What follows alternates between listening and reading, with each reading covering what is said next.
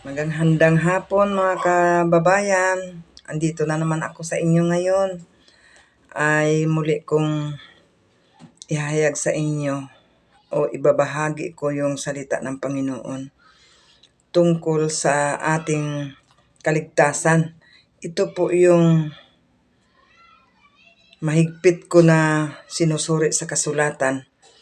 Yung kaligtasan mga kapatid. Dahil ito po yung lahat na nagre-relihiyon ngayon, ito po yung hinahanap nila, yung maligtas. Mga kapatid, mulit-muli ko pang sasabihin sa inyo na masyado po tayong mag-ingat at ingatan natin yung ating mga sarili. Kasi sa ngayon po, sa napakaraming relihiyon at iba't iba ang turo. Sabi kasi ng iba na relihiyon, hindi daw pagkain ng mga anak ng Diyos yung baboy. O di ba? Ibig sabihin, ibang turo din yan, ibang aral din yan. Ipalagay natin nasa Biblia yan, pero nasa lumang tipan mga kapatid. At sinulat po yan para sa mga Hudiyo, sa mga Israelites. Di ba?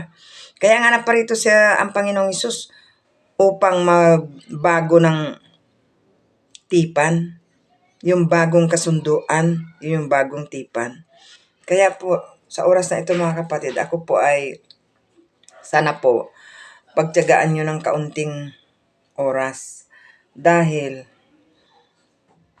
sinabi ng Panginoon, mag-ingat kayo kay maraming paririto at magdala ng pangalan ko.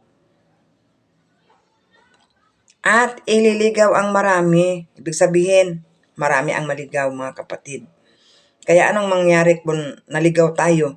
Kapahamakan po ang ating patutunguhan. Kaya dubli suri po tayo mga kapatid.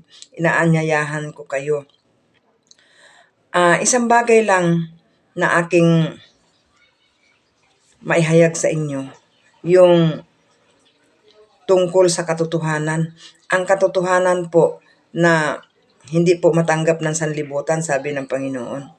Yung espiritu ng katotohanan nga iyang ipapadala sa atin ay hindi matanggap ng sanlibutan. Tingnan mo. Ngayon, ang buong sanlibutan naghahayag nga nasa kanilang din daw po ang espiritu. Lahat na nagtayo ng relihiyon, nasa kanilang daw rin po ang espiritu. Sa ano po natin yan mapatunayan mga kapatid? Paano po natin mapatunayan? Sinabi po dito sa Juan, sabi niya, yung mga naghahayag ng salita ng Panginoon, may palatandaan po. Yung unang Juan, chapter 2, sabi niya dito, mga anak, ito na ang huling panahon. Tulad ng inyong narinig, darating ang mga antikristo. Ngayon nga'y marami na ang lumitaw ng mga antikristo. Kaya't alam nating malapit na ang wakas. Mga kapatid, marami na palang lumitaw na antikristo. Tapos tayo ay kahintay-hintay natin yung pag-upo ng antikristo, yung bis na magmamarka ng 666. Pero sa ngayon pala, umiiral na po mga kapatid. Umiiral na. Yung paglantad niya, yung pamumuno na yon. At saka yung magbigay siya ng marka upang patunayan nga nasasakop ka sa kanya. Pero sa ngayon, lumitaw na mga kapatid. Ano ba yung antikristong tinatawag kasi? Yung Antichrist ang kanyang aral. Hindi po sang-ayon sa Panginoong Hesus. Ngayon, marami ngayon nag-aagawan mga kapatid nga kami ang una-una, kami yung itinayo. Pero paano naman po yung aral? Sang-ayon ba po kay Kristo? Kung kayo po mag-angkin nga kayo po ang tinayo ni Kristo, patunayan niyo po yan sa aral. Kaya paano kayo maidugtong sa punuan na puno ng sinasabi niya na ako ang puno ng ubas. Siya ang tunay na puno ng ubas at kayo ang aking mga sanga. Paano tayo doon na idugtong sa puno ng ubas na yon, mga kapatid? Sa pamagitan po ng aral at ng espiritu ng katotohanan. Yun po yun ang katunayan. Ngayon, sabi dito, ngunit ipinagkaloob na sa inyo ang Espiritu Santo at dahil dito, alam ninyo ang katotohanan. O, tingnan mo. Ipinagkaloob po sa atin ang Espiritu. At alam po natin ang katotohanan. Bakit? Siya po yung nagtuturo sa atin. Ang Espiritu po yung nagtuturo. Hindi po yung karamihan po ng nangangaral ngayon, mga kapatid, ay turo po ng Bible School. Nag-aral muna sila ng theology sa Bible School, Bible College, ng 4 na taon, 3 taon, may 2 taon. Mga kapatid, yan ba ituro ng Espiritu, mga kapatid? Nalala ko si Apostol Pablo nung siya ay nangaral. Hindi po siya nag-aral kahit kay Kristo. Dahil patay na po si Kristo nung si Apostol Pablo ay nakapasok. Patay na po siya, nasa langit na po, nabuhay ng mag-uli at nasa langit na, umakyat na sa langit ang Panginoon. Kaya ang sabi niya, sa Galacia, hindi ko ito natanggap mula sa tao. Sabi niya sa Galacia chapter 1 verse 8. Kundi sa pagpahayag ni Jesucristo. Paano ipinahayag ng Panginoong Jesucristo? Si Pablo po ay napuspos ng Espiritu at nangaral po kahit saan nakarating. Hindi po siya nag-aral ng theology, Bible School. Yan po yung mapapatunayan ko sa inyo. Natunay po na dinala ng Espiritu. Sabi pa nga dito, higit sa lahat, unawain ninyo walang makapagpaliwanag ng alinmang propesiya sa kasulatan sa sariling kakayahan, sapagkat ang pahayag ng propeta ay hindi nagmumula sa kalooban lamang ng tao. Ito'y galing sa Diyos at ipinahayag ng mga taong nasa ilalim ng kapangyarihan ng Espiritu Santo. Yan po yung totoo, mga kapatid. Yan po yun. Hindi po yun nangangaral ka ngayon. Magaling ka ngayon mangaral. Mga bata pang mga mangangaral. Kasi nag-graduate po ng theology ng Bible College. Ang tanong, bakit iba-iba ang turo nila? Pag nang lumabas na sila, iba-iba na rin yung tinayo nilang relihiyon. O, di ba? Kaya hindi po sila dinala ng Espiritu Santo. Ang si Pablo, huli siyang nakatanggap ng mga aral ng Panginoon. Pero hindi siya tumayo ng sarili niyang relihiyon. Kung ano yung ipinangangaral ng 12 na apostoles, nila ni Pedro, ni Juan, ni Santiago, yun din po yun siya. Kaya nang magkita sila si Pedro at si Santiago at si Pablo, inabot nila yung mga kamay nila. Nakipagkamayan sila kay Apostol Pablo dahil pareho lang yung mga aral nila. Ganun po yun ang kaisa sa Espiritu. Bakit kasi yun ganun ang pangyayari? Kasi sabi dito,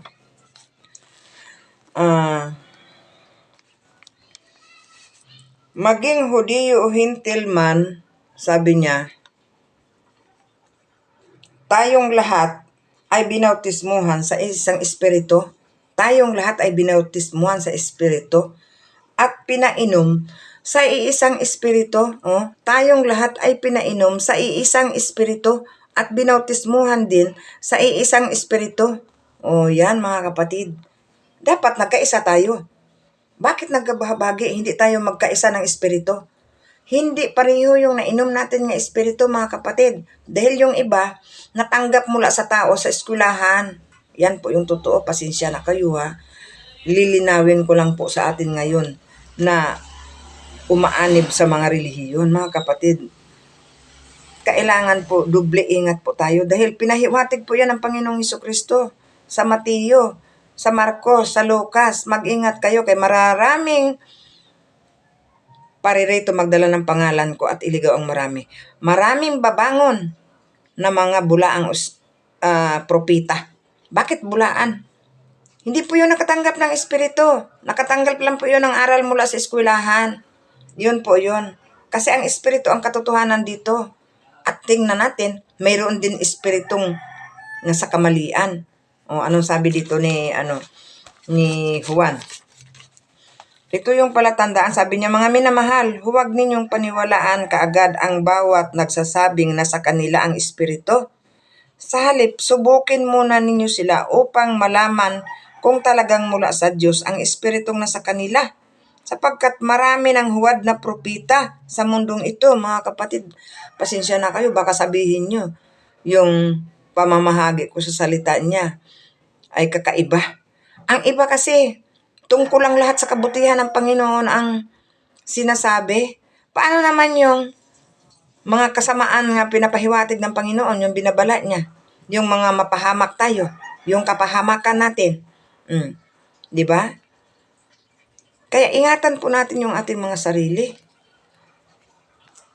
Kasi ang maling aral ay kapahamakan po ang patutunguhan. Ito sabi nung una daw, may mga huwad na propitang lumitaw sa Israel. Gayon din naman may darating sa gitna ninyo, mga huwad na guro, lihim silang magtuturo ng maling mga aral. Lihim po silang magtuturo ng maling mga aral na nagdudulot ng kapahamakan.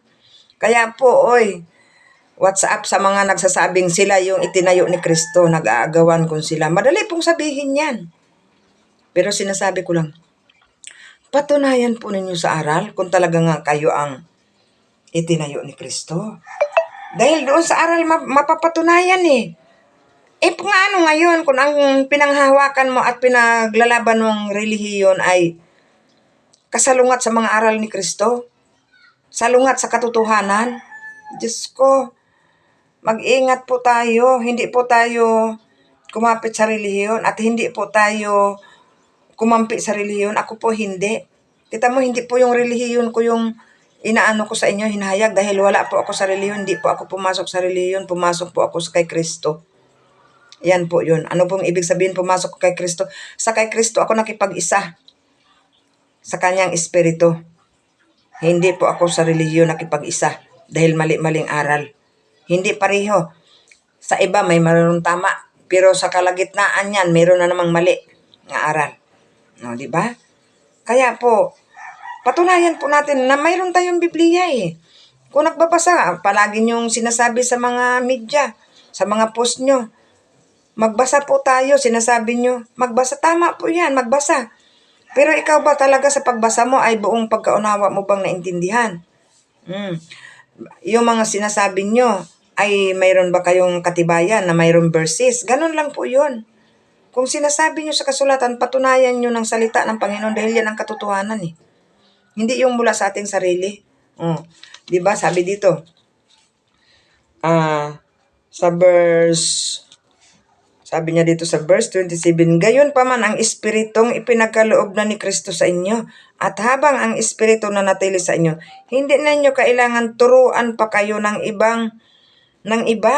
Ang espiritu ang magtuturo sa inyo tungkol sa lahat ng bagay. Lahat ng ituturo niya ay totoo. At ito'y walang bahid ng kasinungalingan dahil walang katotohanan na walang kasinungalingan na magmumula sa katotohanan. Ito ang sabi sa chapter 2 verse 21 ng 1 John. Sabi niya, sumulat ako sa inyo hindi dahil sa hindi na ninyo alam ang katotohanan, kundi dahil alam na ninyo ito. At alam din ninyong walang kasinungalingan nagmumula sa katotohanan. Tingnan mo. Wala po. Kaya po ang isang ating doktrina ng mga relihiyon, kung may isang kasinungalingan dyan, hindi yan mula sa katotohanan. Di ba? May isang doktrina na nagpapatunay na sa kanila daw yung espiritu. Pagkatapos, nung inimbitahan ako, kinamay ako doon sa harapan ng pastor at sinabihan ako nga, tanggapin mo ang espiritu. Tapos tinulak ako sa noo, tulak-tulak ako. Kasi yung iba na tumanggap ay nabuwal. Mga kapatid, hindi nyo mapatunayan sa Biblia yan. Wala pong tumanggap ng Holy Spirit na nabuwal, kundi matapang at nagpahayag ng salita ng katotohanan. Tingnan mo, sinabi dito, ang tumanggap ng Espiritu ay magpatotoo tungkol sa akin. Bakit naman sa inyo ang tumanggap ng Espiritu ay nabuwal? Di ba? Sabi ko nga sa inyo sa pasimula, ang iba tama, ang mga aral. Pagkadating sa kalagitnaan, andoon na may kasinungalingan. Wala pong katotohanan na magmumula sa kasinungalingan. Lalabas at lalabas yung kasinungalingan. Wala po kayong mabatayan na ang tumanggap ng Espiritu ay mabuwal. Bakit tinulak-tulak ako dito sa noo? Hindi ako mabuwal. Sinabihan, binulungan ako, sister, tanggapin mo ang Espiritu. Kaya sinabi ko sa kanya, Pastor, matagal ko na tinanggap ang Espiritu. Di ba? Ang Espiritu, ano ang function ng Holy Spirit kung nandyan sa iyo? Ito yung mapapatunayan natin ngayon. Ang Espiritu ay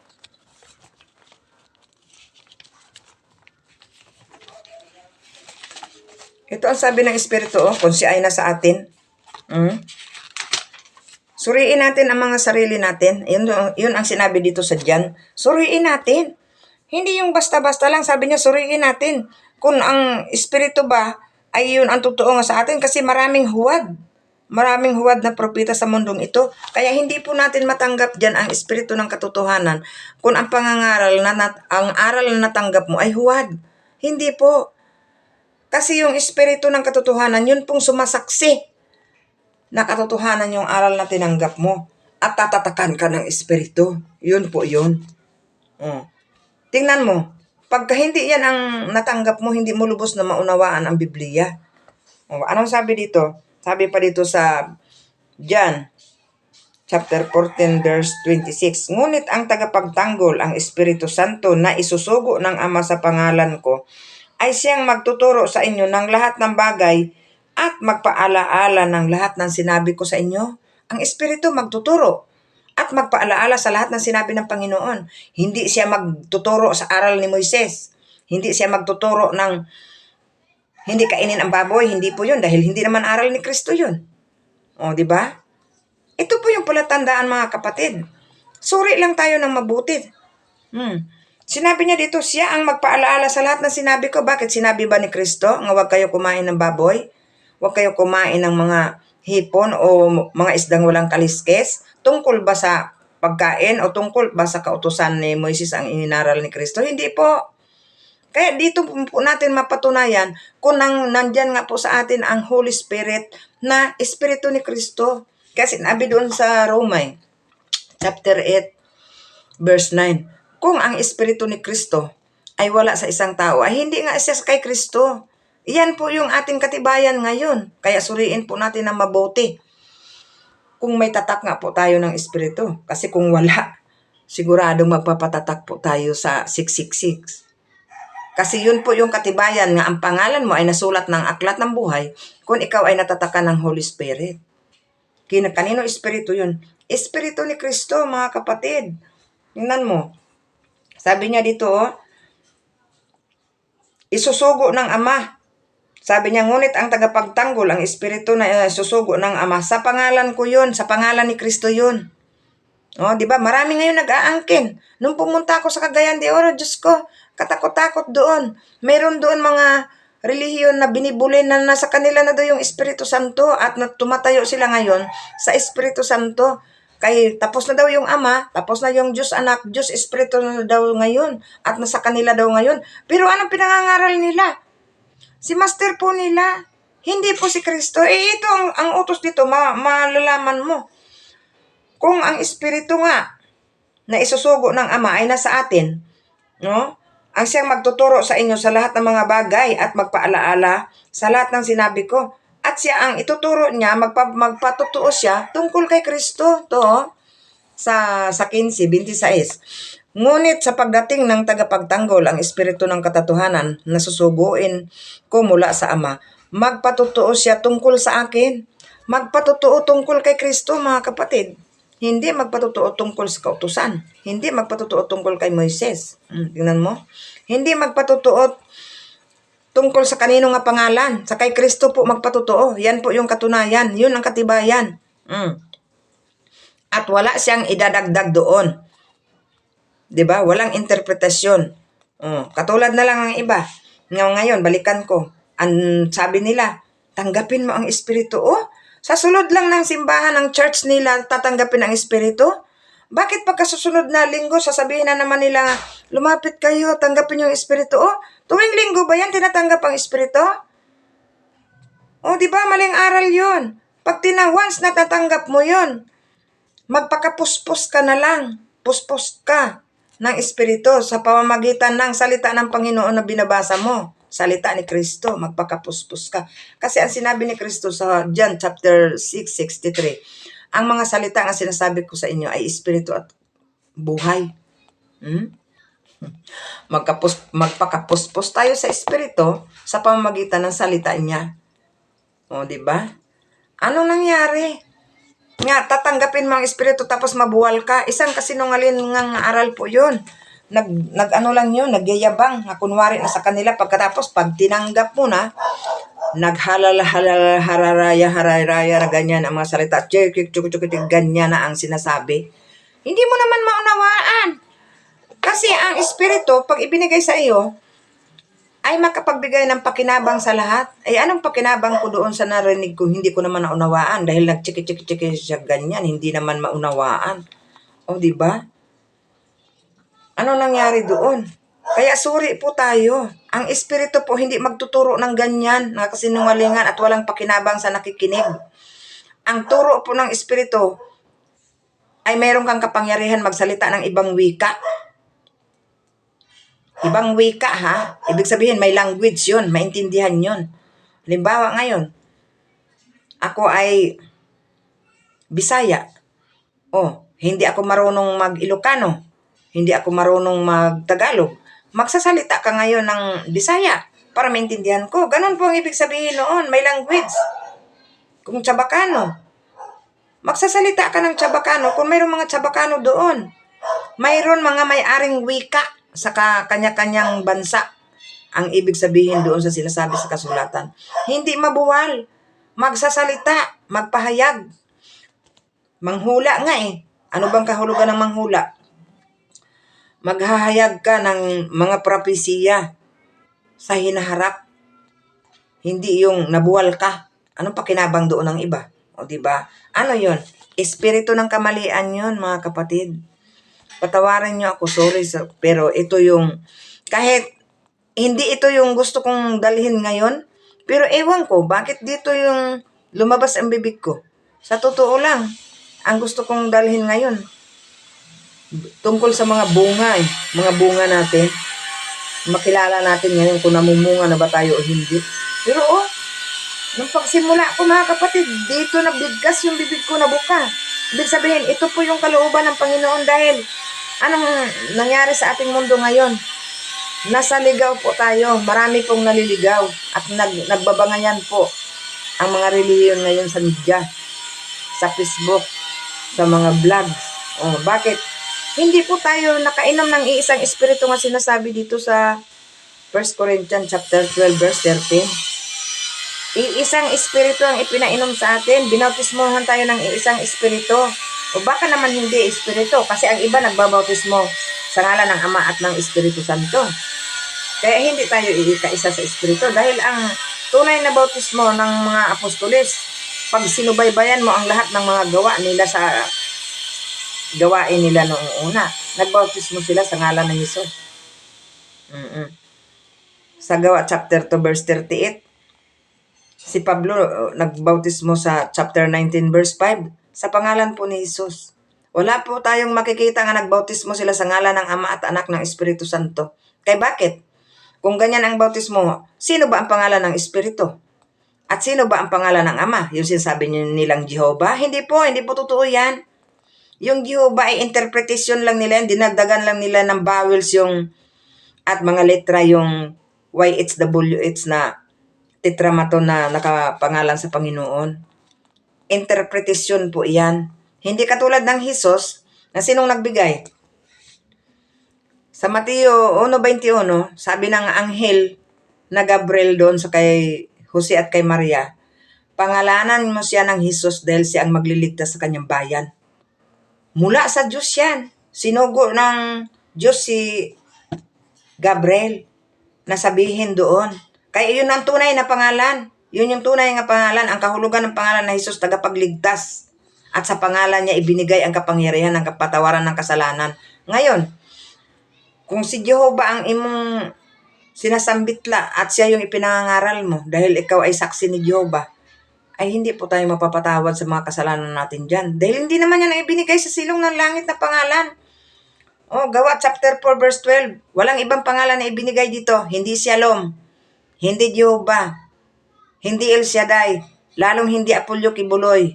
Hindi po, kundi only Jesus lang sa pangalan niya. Ang kaligtasan at kapatawaran ng kasalanan sa pangalan ni Jesus yun. Sino nagbigay noon? Hindi tao, kundi ang Anghel Gabriel, mga kapatid. Kaya, maging alerto po tayo. Dahil ang sabi dito sa binasa ko kanina, magtuturo sila ng mga aral na ikakapahamak. O, di ba? Ikakapahamak po. Ngayon, mga reliyon nga iba, nagdidimandahay na, napahamak na po. Yan po yung tandaan po natin. Kapahamakan po ang mangyayari sa mga maling aral. Kung napahamak na dito pa lang sa lupa, nagdidimandahan na sila dahil napahamak. Lalo pas kabilang buhay. O, di ba? Kaya po mga kapatid, suriin natin ng mabuti ang kasulatan. Ako mga kapatid, sinuri ko tong kasulatan. Hindi po ako nag-aral ng theology sa eskwelahan. Kundi sinuri ko lang to at hiniling ko lang sa Panginoon, humingi lang ako ng patnubay ng Espiritu niya. At salamat naman sa Kanya. At dahil alam ng Diyos yung puso mo, kung anong ninanais ng puso mo, gusto mong matuklasan ang katotohanan. Dahil nagtaka ako nga, sa dami-dami ng relihiyon at iba-iba ang pangaral, saan ako aanib? Di ba? At baka mapahamak lang ako. Hindi naman ang totoong maligtas ako. O, di ba? Ang dami-dami. Yung Pete Alon, nangangaral ng sumampalataya ka lang sa tinapos na niya sa cross, yung namatay siya sa cross. Ligtas ka na. Hindi mo na kailangan ang gawa. O, di ba? Maling aral naman din yun. Tinapos niya lang doon sa isang bersikulo sa Efeso chapter 2 verse 8. Hindi niya dapat tapusin lang doon kaya napakakapal ng Biblia eh.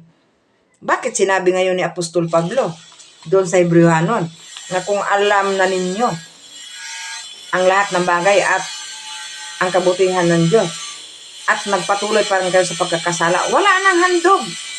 Wala na. Handog na sa ikapagpatawad ng kasalanan kundi yung naglalagablab na lang na apoy yung nadarating ang hintayin mo. Oh. Kaya wag kang manghawak sa isang bersikulo. Alamin mo yung buong kasulatan, yung bagong tipan. Kaya yun ang tungkol kay Kristo. Yun ang Espiritu ni Kristo na pinapatnubayan yung bagong tipan. Pag sa kalumang tipan kayo, hindi po Espiritu ni Kristo doon. Espiritu ng pagkaalipin ang nandoon. Espiritu ng pagkaalipin at maaalipin ka sa kautusan. Dahil, ano ba yung kahulugan sa alipin? Inuutusan yun palagi. Samantala ang sa bagong tipan, espiritu ng katotohanan sa pagiging anak. Kaya yan ang kilalanin natin nga espiritu. Kung ano bang espiritu na sa atin. Sabi nyo, ay kayo ay pinagkalooban. Ano ba yung kaloob? Mga sinasabi ha? Tingnan natin yung kaloob. Ang Diyos nagbigay ng kaloob eh. Binigyan niya ang mga sumampalataya sa Kanya at tumanggap ng Espiritu, hindi po nagmumula sa eskwelahan. Kundi, ito'y mga kaloob. Sabi niya dito sa Roma. Ang sinabi niya dito sa Roma, kung pinatnubayan kayo ng Espiritu, kayo ay mga anak ng Diyos. Sabi niya, ang Espiritu ang magpapatunay yun na tayo ay mga anak ng Diyos. Ngayon, ang Espiritu din iyan ang nagbibigay sa atin ng mga kaloob. Ito sabi dito,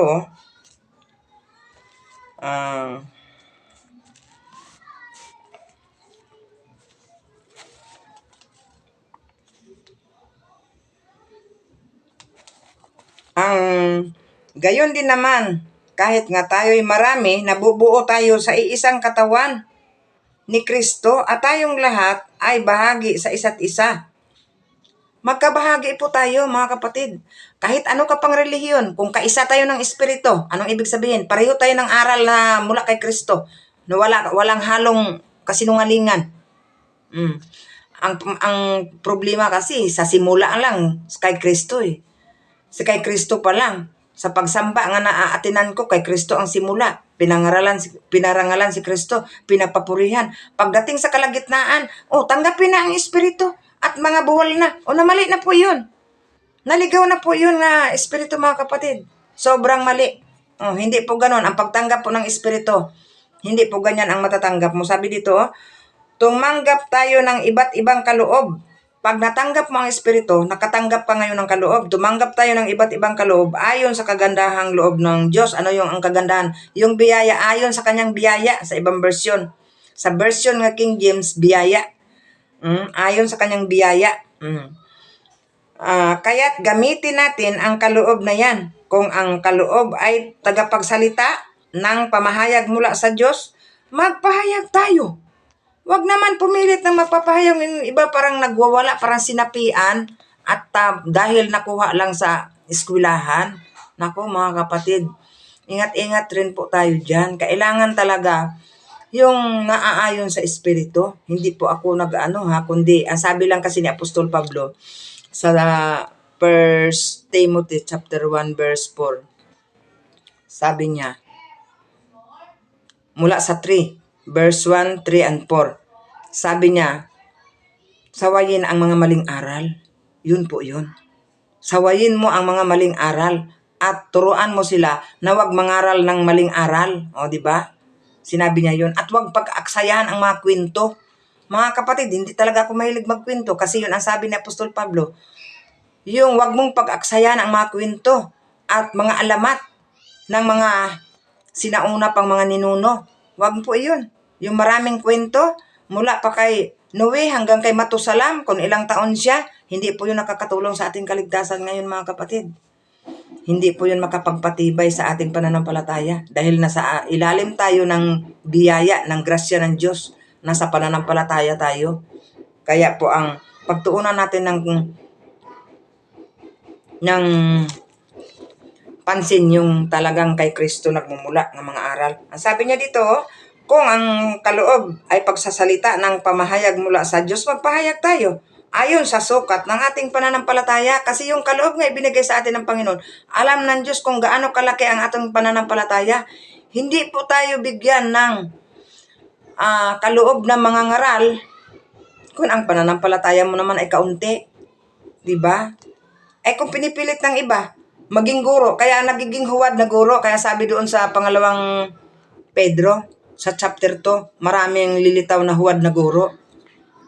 Dahil hindi niya hinintay kung anong kaloob sa kanya, hindi niya sinuri Kailangan po suriin po natin. Sabi niya dito, ay ayon po sa sukat ng ating pananampalataya, kung sa paglilingkod ang ating kaloob, maglingkod tayo. Magturo ang tumanggap ng kaloob ng tagapagturo. Magpalakas ng loob ang may kaloob. Sa pagpalakas ng loob, kung pagbibigay ang iyong kaloob, magbigay ka ng buong puso. Tingnan mo ha. Kung pagbibigay lang ang sa iyo, naku, huwag kang mangaral. Kasi iba-iba nga yung kaloob Kaya suriin natin mga kapatid kung ano yung kaloob sa atin. Kasi kung mangaral ka na hindi naman ang kaloob sa iyo, ang mangyayari, mali po yung sinasabi. Tingnan mo, may bigla-bigla lang sasabi na, basahin lang natin ang kasulatan. Kaya ang salita niya magpapabanal sa atin kahit hindi na natin unawain. Tama ba yun? Tama yung pasimula, pero ang sa katapusan niyang sinabi, mali. Magpapabanal nga yung salita niya, sabi sa John chapter 17 verse 17. Pero huwag mong dagdagan na kahit hindi unawain. Kasi sabi ng Mateo chapter 24 verse 15 sa King James Version, unawain ng mga bumabasa ito. Kung nagbasa ka, unawain mo. Naku naman, di ba?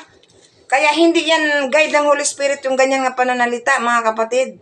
Nakukuha yan sa guide ng mga aralin na mga binabasa na hindi mula sa Biblia. Di ba? Mga paliwanag ng mula sa tao. Tingnan mo. Kaya ito yung sinasabi sa atin na kung magpapalakas ng loob ang imong binigay mo ng Panginoon ang ng Holy Spirit na kaloob sa iyo, magpalakas ng loob ka sa mga ka-brother, kahit pa sa mga hindi ka-brother, ka-sister. Kahit hindi pa katulad mo ng pananampalataya, magbigay ng buong puso. Kung pamumuno naman, mamumuno kayo ng buong sikap. Tingnan mo. Kung pagpakawang gawa ang inyong kaloob, gawin ninyo iyan ng buong galak. Maging tunay ang inyong pagmamahalan. Kasuklaman ninyo ang masama. Tingnan mo. Kung kawang gawa, mga kapatid. Ito yung napakalaking score nitong kawang gawa, mga kapatid. Kung kawang gawa. Ako nga, ito yung pinili ko Nagkakawang gawa ako, tinutulungan ko yung mga tao nga may mga karamdaman, hinihilot ko kahit wala akong, hindi ako suhulan. Kasi, nagkakawang gawa ako. Bakit ko nagawa yon at nakakaya? Dahil kaloob po yan sa akin. Kung binigyan ka ngayon ng mga kaloob na 3-4, marami ang naibigay sa iyong kaloob. Makapagpahayag ka pa ng salita ng katotohanan. Huwag ka naman magbahayag ng kwento kasi bawal kay Apostol Pablo yun. Kaya mga kapatid, salamat sa Panginoon na sana buong pagkaunawa natin maunawaan yung salita at hindi po tayo nagdidepende sa ating relihiyon. Magsuri pa po tayo, magbasa po tayo at bawat po pangangaral ng mga pastor nyo ay i-authenticate nyo po sa Biblia. Kung siya ba'y pastor nga gifted, yung pinagkalooban, hindi niya po nakuha ang iyang pagkapastor mula sa eskwelahan. Tumanggap siya ng papel, katunayan na siya graduate, ay hindi po yun mula sa Espiritu. Kung ang Espiritu po yung tinanggap niya, nagbibigay sa iya ng kaloob, yun magpapahayag yun ng katotohanan ng buong kaya. Di ba? At wala pong sahod yun, mga kapatid, hindi po sinasahuran. Kaya magsuri-suri kayo. Pastor nyo, kung may sweldo yan, hindi po yan pinagkalooban, hindi yan gifted. Mga kapatid, magsuri po tayo. Yung Epeso, chapter 4, verse 11, andyan po. Gifted, mga pastor, mga ibang hilista. Pero yun, hindi po yung tumatanggap ng sahod kasi gifted sila mula sa Panginoon. Kaya suriin nyo kung ang pastor nyo baka na sobrang kalaki ng sweldo. Naglilingkod po yan dahil para sa kanilang tiyan, sabi pa ni Apostol Pablo sa Roma 16, 17 hanggang 18. Naglilingkod sila hindi dahil kay Kristo, kundi dahil sa kanilang tiyan. Di ba? Hindi po ito paninira, kundi ang salita ng Diyos ang nagsasabi nito. Ibig sabihin, sila yung naninira sa inyo, hindi ako. Kasi nandyan yan lahat ang sinasabi ko sa kasulatan, hindi ako nagkikwento dahil bawal kay Kristo yun at bawal yun. Mga apostol yun ang aral. Maraming gustong maging guro ng kautusan pero hindi daw nila naunawaan ang kanilang mga sinasabi. Kaya sa oras na ito mga kapatid, ginigising ko ang inyong mga tulog na mga pag-iisip. Nasuriin natin po yung mga kinaaniba natin. Kung 100% ba nga nasa katotohanan, wala bang halong kasinungalingan? Kasi wala pong katotohanan na magmula sa kasinungalingan. Yan po yun. Yung sa pasimula pa lang kay Kristo para tapos kalagitnaan may iba ng ginagawa na hindi nakasulat sa Bible, hindi napagpatibay ng mga salita sa Bible, ay hindi po yun. Isa po yung dagdag ng pamaraan na pinagbabawal sa Biblia. Huwag kang dumagdag kahit sa mga kaparaanan. Batas ng Bible yun. Kasi kung magdagdag ka, dadagdagan ang mga salot na binabanggit dito. Ibibigay sa iyo. Tingnan mo, ang nangyayari ngayon sa mundo natin, puro salot. Dahil sa mga pastor na puro dagdag. Kaya sa oras na ito mga kapatid, hindi ko alam bakit ito yung napunta dito yung aking pananalita na ang hinanda ko dapat tungkol sa bunga natin. Kasi ang sabi ng Panginoon, sabi niya, yung sanga na hindi nakakabit sa puno, na hindi magbubunga yun. Iyon sana yung aking pero aywan ko, bakit dito? Ito yung kalooban ng Holy Spirit. Dahil nakita niya nga, ito yung kailangan ng mga tao dahil maraming naligaw po. Tayo pong lahat, kung nakainom tayo, nabautismuhan tayo sa isang espiritu, sabi sa unang Korinto chapter 12 verse 13, at pinainom sa isang espiritu, nagkaisa po tayo. Pero kung hindi tayo nakabautismuhan sa isang espiritu, ibig sabihin, iisang espiritu lang natanggap natin, iisang aral lang yan, at walang dagdag yan. Bakit magkaiba-iba at hindi nagkakaisa? Di ba? Nilalagyan pa nila ng pangalan kasi ang kanilang mga church na tinayo, nilalagyan, nagpakilala nga tao ang nagtayo, mga kapatid. Kasi sa Biblia, walang, i-authenticate mo, wala. Ang tinayo ng Panginoong Hesukristo, iglesia lang. Kung kaya tinawag sa kanya, iglesia ni Kristo, pangalan niya, dahil itinayo sa kanya. Kung sa ibang verses naman sinasabi, iglesia ng Diyos, ang iglesia ng Diyos at saka iglesia ni Kristo sa Biblia, iisa lang po yan. Kaya tinatawag iglesia ng Diyos dahil Diyos ang may-ari. Diba? Diyos ang nagtayo. Sabi niya doon sa Awit, chapter 127 verse 1. Kung hindi ang Panginoon ang magtayo ng bahay na yan, walang kwenta yan. O, di ba? Walang kwenta yan. Mga tao lang nagtayo niyan. Ang nagtayo ang Diyos. Saan niya itinayo kay Kristo? Kaya pwedeng tawagin iglesia ni Kristo, pwede tawagin iglesia ng Diyos dahil siya yung may-ari. Pero ang totoo, ang tinayo ni Kristo, iglesia lang. Ang tinayo sa ibabaw ni Kristo. Pedro, ibabaw nitong bato, itatayo ko ang aking iglesia. Yun lang yun, walang karugtong. Pag dinagtungan mo yan ng iba, tao ang nagtayo yan. Kaya bakit may karugtong yan? Nakarestro yan sa pangalan niya. Yun ang totoo, mga kapatid. Kaya magsuri pa po tayo ng maingat. Kasi paulit-ulit na sinabi yung mag-ingat kayo. Mag-ingat kayo upang kayo hindi maligaw. Kolosas 2:8. Mag-ingat kayo na hindi kayo maligaw. Na mabihag kayo sa mga pilosopiya ng mga taong nagsasalita ng walang kabuluhan. O, di ba? Palagi yan paulit-ulit. Kaya ibig sabihin, mayroon yan. Mayroon yan dito sa mundo. At ito ang nangyayari ngayon. Bakit sobrang laganap ng kasamaan?